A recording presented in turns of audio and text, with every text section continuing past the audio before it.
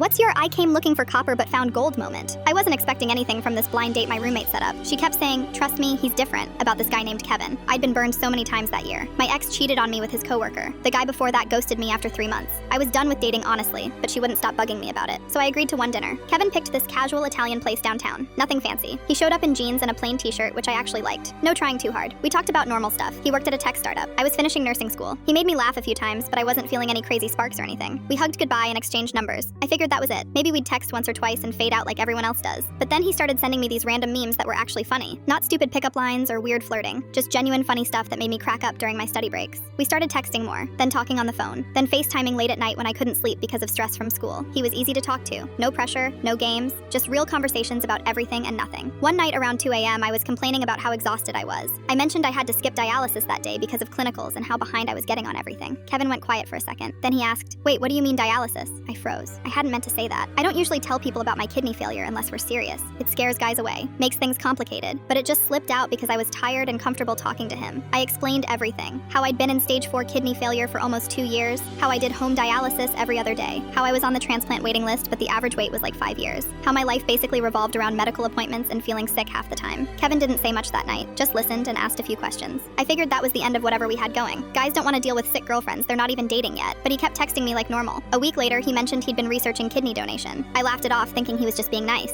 but then he brought it up again, said he'd actually called the hospital to ask about getting tested. I told him he was crazy. We weren't even officially dating. You don't give organs to people you've known for 2 months. But Kevin said, why not? I've got 2 kidneys and you need 1. Seems simple to me. The testing process took forever. Blood work, psychological evaluations, more blood work, physical exams. The doctors kept asking if we were related or married because people don't usually donate to casual friends. Kevin would just shrug and say, she needs it and I can help. 3 months later, they said he was a perfect match. Better than perfect, actually. The doctor said it was like we were related. When Kevin told me, I cried for like an hour straight. Happy tears and scared tears and confused tears all mixed together. The surgery was scheduled for 6 weeks later. That whole time I kept expecting him to change his mind, to realize how insane this was, to back out, but he never did. He even made jokes about it, said he was getting the better deal because he'd have a cool scar to show off. Recovery was rough, really rough. Kevin was in more pain than me the first few days. I felt so guilty watching him struggle to get out of bed knowing he did this for me. But he never complained, not once. Just kept saying it was worth it to see me feeling better. And I did feel better, like a completely different person. I had energy again. I could eat without feeling sick. I could stay up past 8 p.m. It was like getting my life back. 2 years later, Kevin proposed. Not because of the kidney thing, he made that super clear, but because somewhere between the late night phone calls and the hospital visits and watching cheesy movies during recovery, we'd fallen in love for real.